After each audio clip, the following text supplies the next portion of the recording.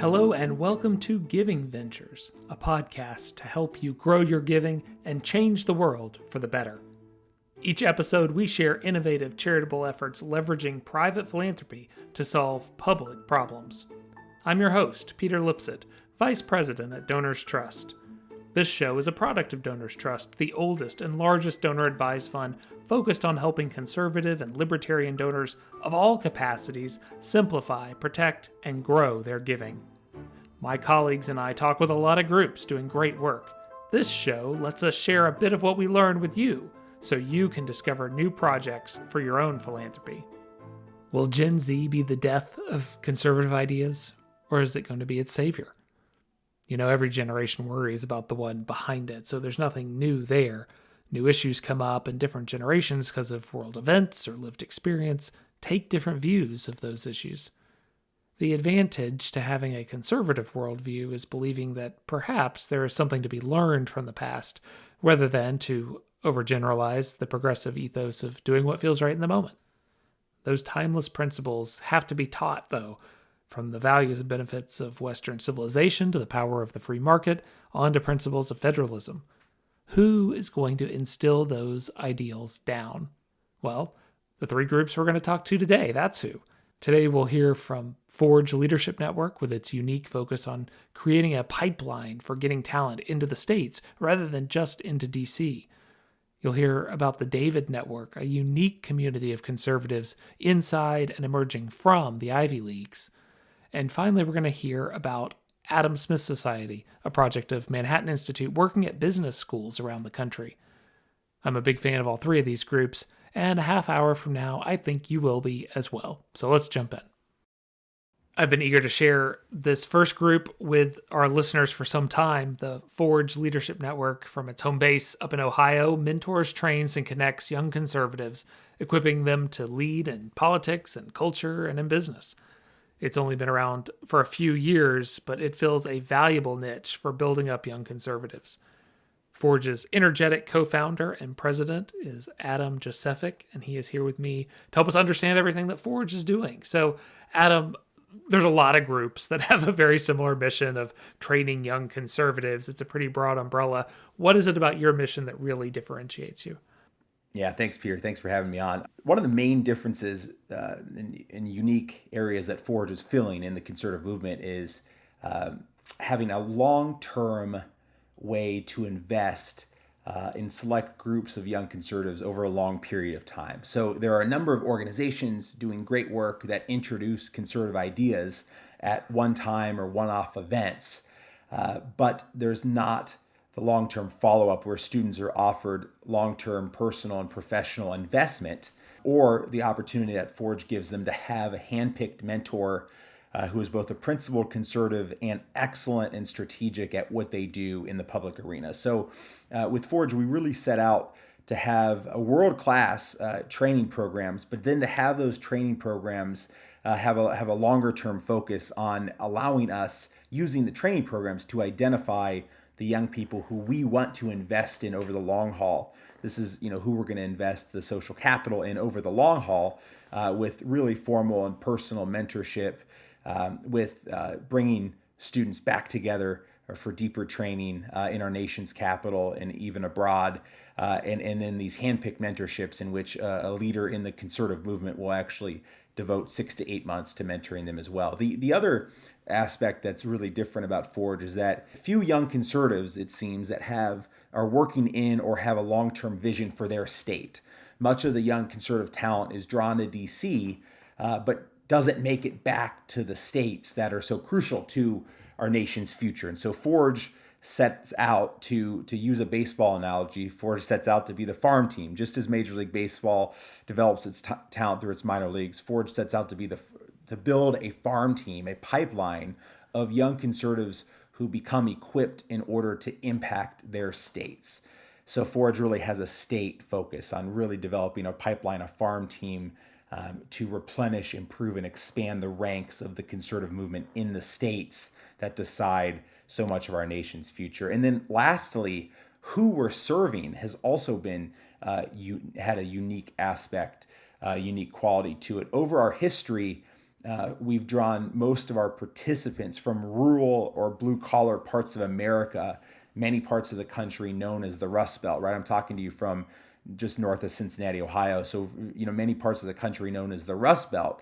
1/3 of Forge attendees over the years are piecing together community college or a 2-year online degree while they work 40-hour-a-week jobs in their hometowns to pay for that education. This is a unique trend in the conservative world since most national organizations draw heavily from the coasts or other kind of elite, affluent institutions. It's really, I didn't actually realize that statistic about Forge. The farm team aspect is something I've always really appreciated about it. So, and then this pipeline is, of course, the magic sauce of it. So walk us through that journey of a young person who's coming through the program from kind of identification or opting in through the different levels that are potential until they're, out there in the world making a difference. Yeah, our goal is to really identify, train, mentor, and then help launch these young conservatives to be a farm team, to use my baseball analogy, to be a pipeline working in the conservative movement. And so the way that we go about this, I'm actually going to illustrate this with one of our students, Savannah. So Savannah had been interested in politics and the pro-life movement specifically.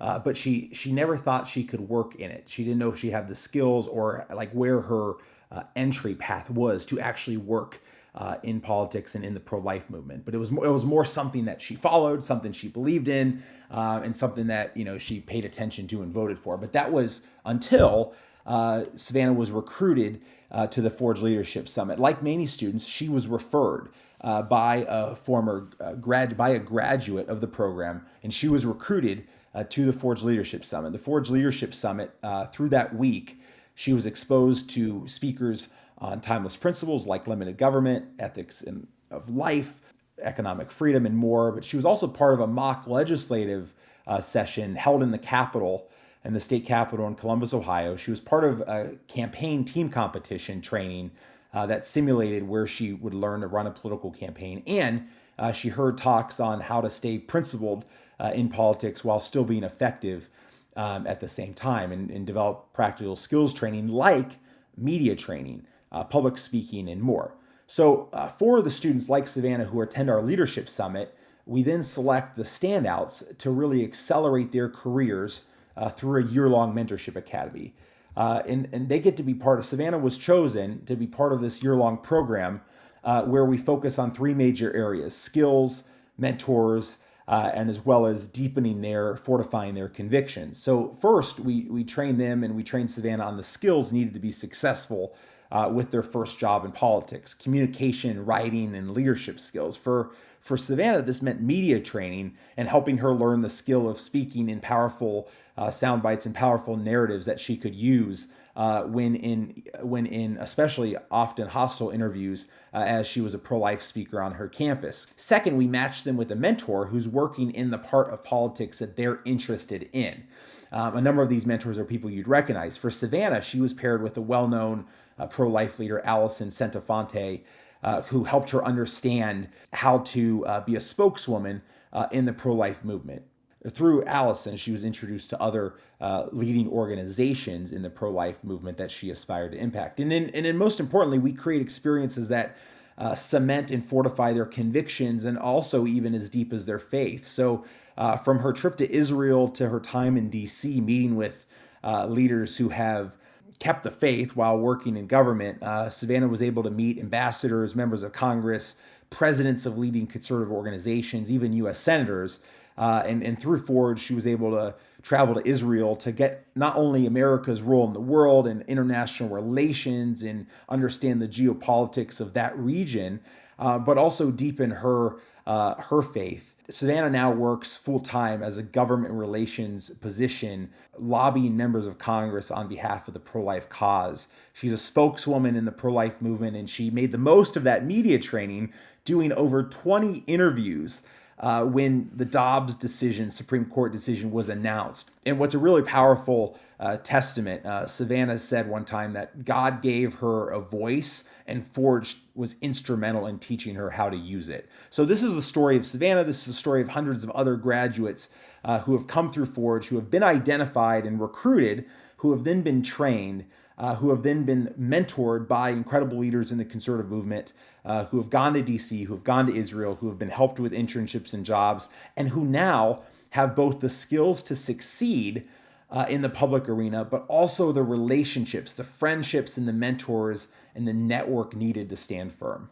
And for years, you just had the one leadership summit up in Ohio every year. Last year, or this year, you launched a second one for the first time. Is that right? In Nashville, Tennessee, and doing that again next year, which is very exciting for those of us who think the organization has a lot to offer. What does that expansion allow you to do, and how does it continue to expand? Yes, it's allowed us to really increase our national presence. It's opened new geographic doors, and it's given us more ways for students to connect with us. It's allowed, we doubled the amount of applicants we ever had last year, and we trained 50% and will mentor 50% more young conservatives than any previous year. One of the great aspects of having this expansion summit has been the ability to then start working on building farm teams and building talent pipelines in more key states across this country. So what we're looking to do in the future is to have regional Forge summits, and out of those regional Forge summits, those will seed cohorts of the year-long mentorship program from specific states. Our goal there would be to be able to raise up a pipeline of these young leaders from the key states and in many of the critical states that are impacting our national outcomes in a way that actually builds multiple farm teams from multiple summits. So to give hypothetical examples, out of the Nashville summit, bringing in a cohort of Georgia students, North Carolina students, Tennessee students, and therefore being able to build a farm team in Georgia, start building a farm team in Georgia, in North Carolina, in Tennessee, out of Ohio, out of our traditional location, building Ohio, Pennsylvania, Michigan, maybe Wisconsin. And we're in the early nascent phases of that, of being able to recruit a critical mass and build cohorts from specific states. But that's the way this will grow. It's not sustainable nor advisable to have 50 Forge Leadership Summits every summer. There frankly aren't enough weeks and aren't enough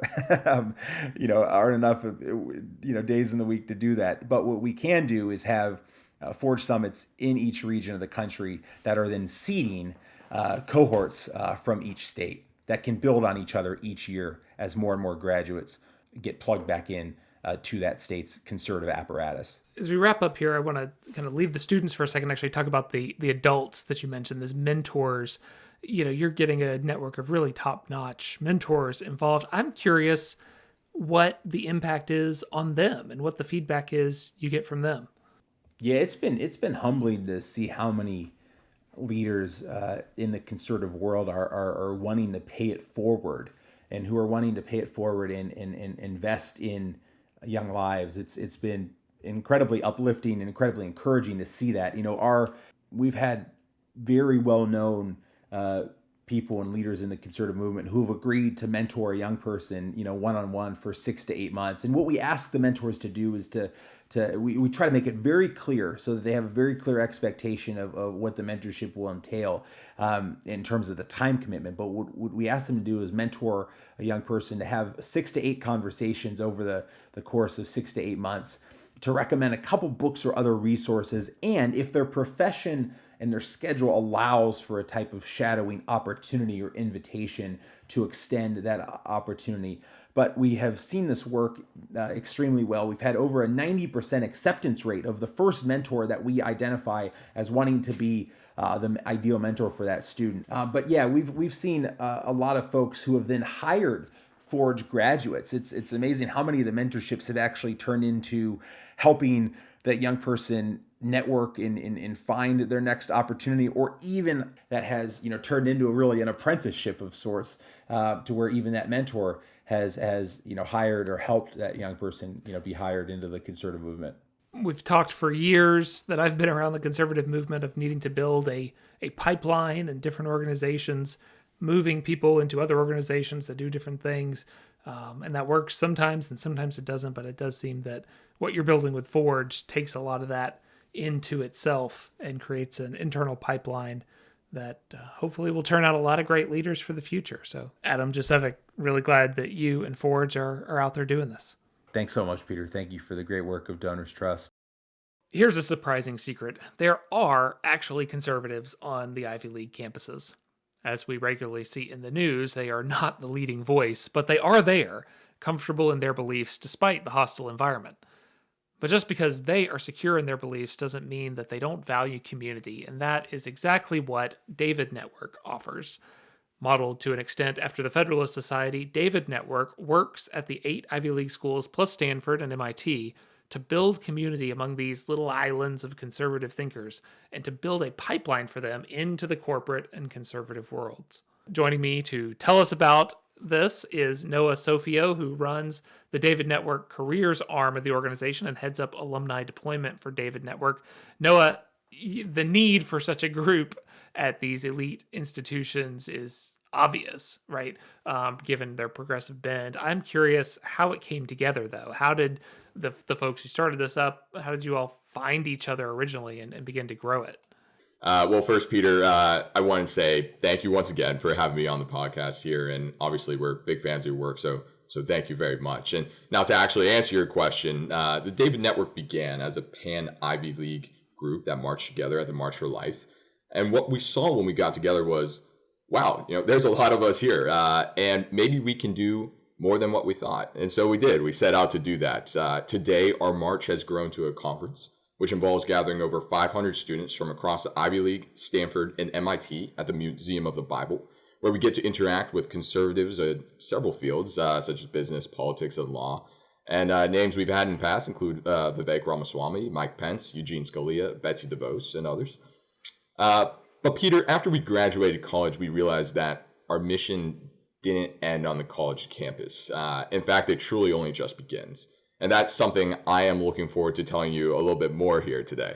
Is there a faith-based element to it? I mean, you mentioned the March for Life, you mentioned the Museum of the Bible. Is that inherent in it, or is that just kind of happenstance?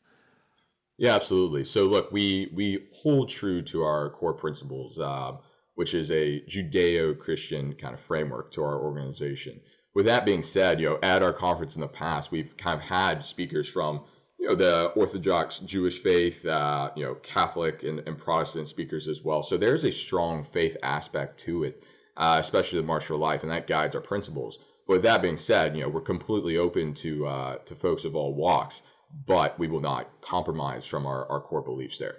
Got it. So I've heard David Network compared to the Federalist Society, which many people listening are familiar with. Tell me more about that comparison. I mean, what all are you offering to the members? Sure thing. So as I alluded to before, for our movement to succeed, our efforts must and have expanded past just the college gates. Peter, something I realized pretty early in my career is that there are what I call control points in American society. And these control points are institutions that have an outsized influence on our everyday life. Companies such as Google, BlackRock, Netflix, and Goldman Sachs. Unfortunately, Peter, when I look at what I'd call the strategic landscape across government, finance, technology, education, and law, conservatives have relinquished control of almost all of these battlegrounds with the exception of law, thanks to the Federalist Society. So to bring it back to your question, we are offering to our members everything in our power to help them succeed in these control points of American society. And what does that look like? I think this is best exemplified through our David Network Careers platform. Within this platform, we connect 3 groups of people. So that would be first, the undergraduates from elite institutions. Second, young professionals like myself. And then third, more established conservatives. So think of like a head of a family office or an MD at a major investment bank. And by connecting these groups of people, we are able to do things like help young conservatives get jobs at influential firms in America, help conservative professionals form conservative groups within those firms, and help conservative business owners and employers find like-minded talent and promote their business. And by bringing together these 3 age groups of conservatives, if you will, I believe that we can really take a strong first step towards taking back those control points. So let's talk about the 2 sides of this. You got the campus piece, and then you allude to the after campus piece, which is a clearly growing side of it. On the campus part, to the extent that folks can come together and do things in public, Is there pushback on your efforts at these particular 10 institutions? Well, look, that's a very interesting question. And to answer it, I would say that the David Network is purposely not an organization that seeks controversy. But don't get me wrong, Peter. We are an organization that is purposeful. We seek to partner with all conservative organizations on campuses and form coalitions to help them succeed. Now, one of the greatest ways to help conservatives on campus succeed is to actually help them succeed professionally. And there is what I'd call an insidious phenomenon on campuses that encourage conservatives to self-silence. So take, for instance, myself, right? A working class student from a small steel town in Ohio who becomes the first from their public high school to make it to the Ivy League. I'm a conservative young man, and I want to provide a good future for my family. And that means trying to get that job at Goldman Sachs or wherever else that will be a good financial future. And you know what you need to be able to do that? You need to get into the right fraternities with those connections. You need to get into the right clubs with those connections. Or in other words, you need to have people like you, and there is nothing that college students like less than an outspoken conservative on their campus. So I would say actually the situation is much, much worse for women on college campuses as well. Now, I was fortunate to be able to fully embrace and pursue my conservative convictions on campus and get that job that I wanted, but thousands of conservatives across American campuses are not so lucky or just kind of screwed generally. And that's where the David Network really comes into play. We can show students on campus that, hey, if you show your true colors and fight the good fight, you won't just not be punished, but you will be rewarded with an incredible future professionally. And we believe that this can help break this culture of self-silence on college campuses. Yeah, it does seem, as you talk about it, that the David Network sounds a bit like a fraternity or a sorority in and of itself, right? I mean, having those connections. I mean, part of frat life is not just having parties. Well, I take that back. It is part of like having parties because you're building that social connection. You're building that goodwill. You're building those connections that help you later in life. And, you get the quote unquote secret handshake and you kind of have the same thing. Is that fair? Is that outside of the realm? No, that's completely right. And there is a big aspect of just community that's lacking across all levels of the conservative professional life. And that's something that we really try to build and cultivate for our members. And you're doing it increasingly after college as well. And you're helping to lead this effort to connect these alumni and build up the careers. Talk to us a little bit more about that. You mentioned a little bit about the platform you've got. Is that a computer platform? I mean, like people log in and like a little mini Facebook type deal? Yeah, that's exactly right, actually. So it is a platform right now that connects those groups of people. But to tell you more about it, that dynamic of self-silencing that I spoke about before really sadly starts all over again once you reach the big firms. So in addition to a job and business opportunities, we form communities within these firms so that isolated conservative suddenly goes to a dinner, a conservative dinner for XYZ investment bank, and sees several MDs at the firm and thinks, wow, I am not alone, and maybe I can stand up for what I believe in the workplace. Because with the ever prevalent ESG and DEI initiatives, Lord knows we certainly need that. Yeah, no, that's really interesting. Your point about it kind of starts all over, sadly true. I'm fortunate enough to work in a space where everybody shares my values, and that's really great. But I know that not everybody's blessed in that way. So it's a fascinating thing. It's really great. What does the future look like? I mean, you've got this really great thing at 10 schools, pulling from those 10 campuses. Is there a vision to expand to different schools, or is the goal really to just really deepen the roots and grow the work inside those elite schools? Well, that's a good question, Peter. One we discuss frequently ourselves. But look, right now we want to stick with the Ivy League, Stanford, and MIT for two reasons. First, we want to stay focused, and because we want to do what we do well before we move on to something else. And second, candidly, we don't have the resources to move beyond where we're operating right now, beyond that scope. So look, for a more long-term vision, we want to achieve what I described to you today, which is to take back the control points of American society and empower conservatives and all walks of their professional life to succeed and to be able to live out their true convictions. I think that's an apt summary and good ambitions. There's no lack of room to continue to grow at these institutions. And so I wish you and all of David Network great success in that. Thank you very much, sir. We certainly appreciate it. Back when I went to business school, one thing I can't recall ever discussing was the value of free markets. Our next group, the Adam Smith Society, aims to change that.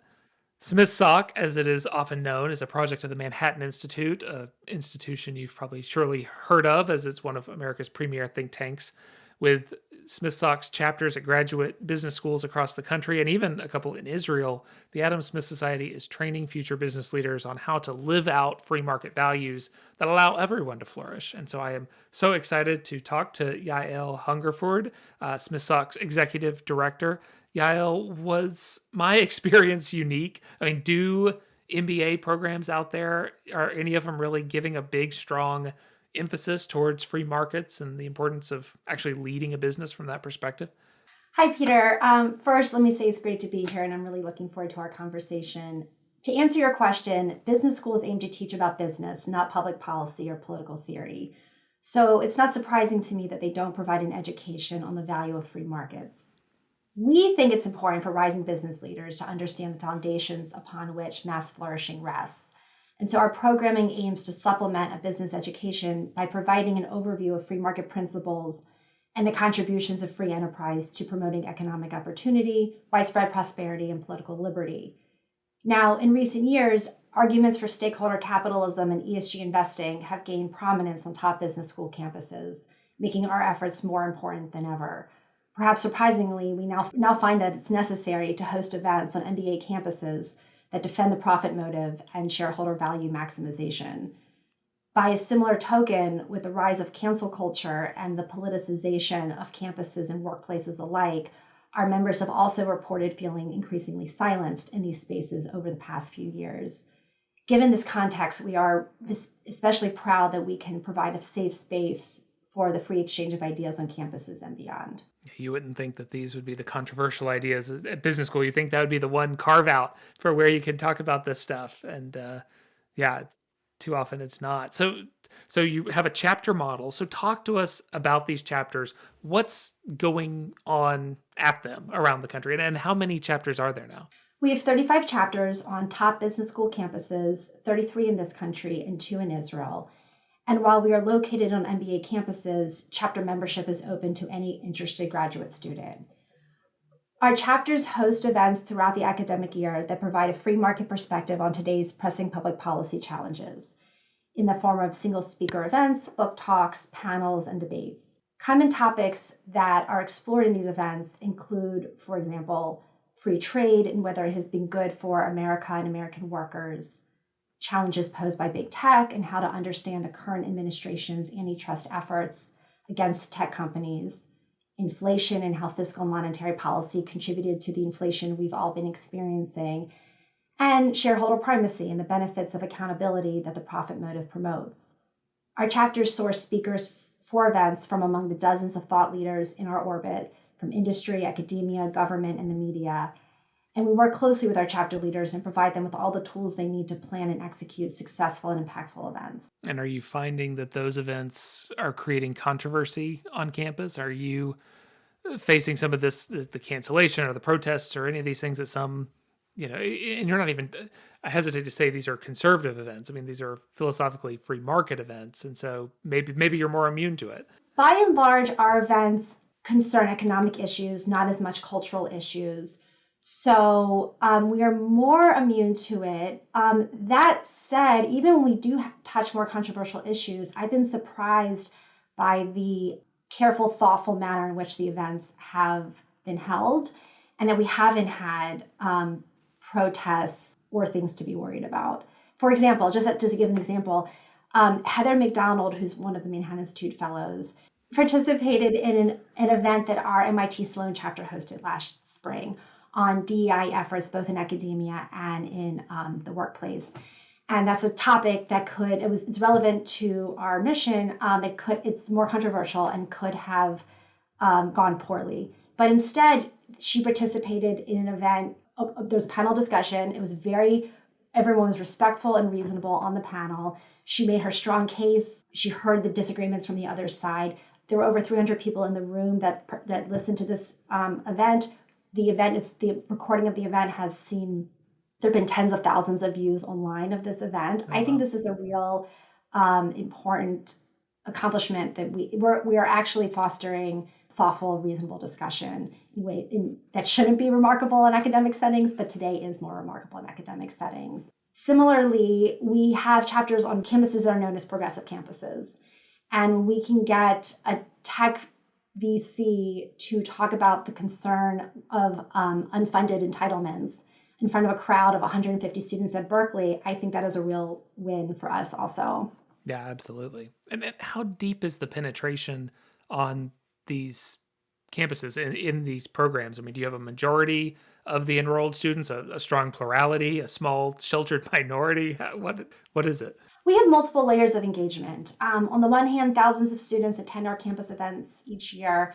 Through these events, we are influencing the wider campus discourse. At a deeper level, we have our chapter members who engage more seriously with our materials and comprise our campus communities. Our chapters range in size, as do business schools themselves. Our chapters can be comprised of as few as 10 students at a smaller school to over 200 students at some of the larger schools. One of our primary goals is to attract ambitious leaders who are going to have an outsized impact as they rise in their careers. So ultimately, we are more interested in quality over quantity. We invest most in those students whom we identify as leaders, students who are most engaged with our mission and who act as our ambassadors on campus. For this segment of our student members, we offer year-long educational enhancements, including private calls with industry and thought leaders. We also gather for an annual retreat where we learn together while building our community by connecting our members with others from across the country. It is this latter group, our student leaders who've gone through our retreat and our educational enhancements, whom we maintain the strongest relationships with in the years after graduation. Well, and that's a good pivot to my next question, because SmithSoc has actually evolved a bit over time. I came to several of the conferences where you bring all your people together a few years ago, pre-pandemic, and since that time, Manhattan has changed. It's got new leadership. The SmithSoc has changed. You've come in, and some of your other programs have shifted. And so SmithSoc is, should we say, much more, not just on the MBA campuses, but a broader young professionals program, particularly as you've got an alumni. So talk to us about how it is today beyond the campuses. So now that we've been around for over 10 years, we have thousands of alumni around the country. We host regular virtual programming for this community, as well as one-off events in cities around the country. We also regularly connect our alumni with their local MBA chapters, helping again to strengthen and build our community. As with our students, when it comes to these members, our primary focus is on our leadership initiatives. We have a community of deeply engaged alumni and other rising professional members who meet regularly in New York and for an annual retreat, and who have become integral members of the larger Manhattan Institute community. We also gather our most engaged alumni from outside of New York on an annual basis and plan to do more on this front going forward. When it comes to our alumni leadership initiatives, one of our goals is to cultivate the next generation of business leaders and philanthropists who will lead free market institutions like the Manhattan Institute in the coming years. Is there a pretty strong concentration of folks in New York City? Yes, that's where our home base is because of the Manhattan Institute. And so that is where the strongest concentration of our most engaged members are, but we also have many deeply engaged members across the country. So how do you see the impact of your work? I mean, you have these, now you've got 10 years worth of alumni. Are there any really great examples of folks coming out of this really driving change and actually changing the tenor of organizations in a more free market direction? We have a really impressive community of alumni who care deeply about our mission and are already impacting the world around them. So yes, we have members who've risen to top positions at firms across many industries, especially in tech, finance, and corporate America. Our members are also rising philanthropists who support free market causes across the country, which I'm happy and proud to see. As it turns out, we also have many members interested in public service. Several have run for public office, some successfully, and others have served as advisors to candidates and to elected officials. I think these successes are just the beginning. Our community is comprised of ambitious and public-spirited members who understand the foundations of the free market and the potential for competition to promote opportunity and prosperity for all. And I expect our efforts are going to pay dividends for our mission for years to come. That's great. Well, it's a fascinating program, an important program, and one that I do hope continues to grow. Yael, thank you so much for joining us and helping us understand SmithSoc. Thanks, Peter. It's great to be here. One of the things that struck me in these conversations was Noah's reference to the self-silencing that happens in college. And then that the self-silencing starts all over again after college. Well, thankfully, Forge and SmithSoc and David Network are there to help the rising generation find their voice as they navigate college, business school, and the start of work life. Those three groups complement nicely other organizations that we have talked with in the past on Giving Ventures, such as America's Future, Teneo, and the Young Professionals Program at Washington Policy Center that we heard from in episode 19, or more college-focused groups from episode 6, Young America's Foundation, FEE, ISI, Fund for American Studies.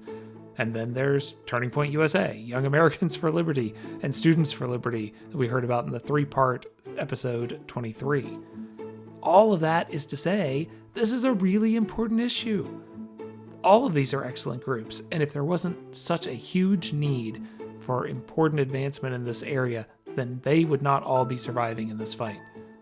If your philanthropy is geared toward ensuring that future generations protect and preserve the values of liberty and freedom, you are well served by this vibrant market of strong organizations that you can use your philanthropic dollar to support. Well, what are your thoughts? You're always welcome to email me personally at plipset@donorstrust.org.